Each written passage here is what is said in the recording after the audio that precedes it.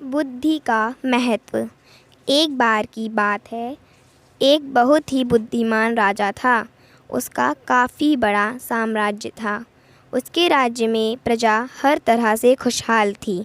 राजा को अपने उत्तराधिकारी की तलाश थी।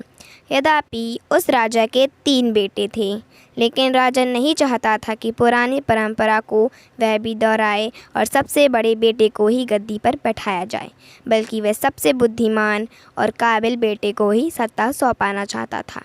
इसलिए राजा ने उत्तराधिकारी के लिए तीनों बेटों की परीक्षा लेने का फैसला किया।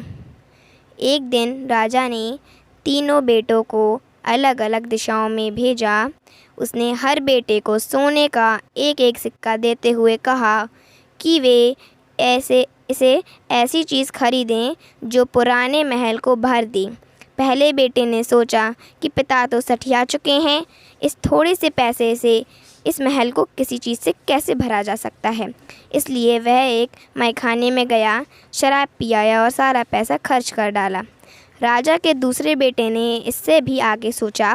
वह इस नतीजे पर पहुंचा कि शहर में सबसे सस्ता तो कूड़ा कचरा ही है, इसलिए उसने महल को कचरे से भर दिया। तीसरे बेटे ने 2 दिन तक इस पर चिंतन मनन किया कि महल को सिर्फ एक सिक्के से कैसे भरा जा सकता है। वह वाकई कुछ ऐसा करना चाहता था जिससे पिता की उम्मीद पूरी होती हो। उसने मोमबत्तियाँ और लोबान की बातियाँ खरीदीं और फिर पूरे महल को रोशनी और सुगंध से भर दिया।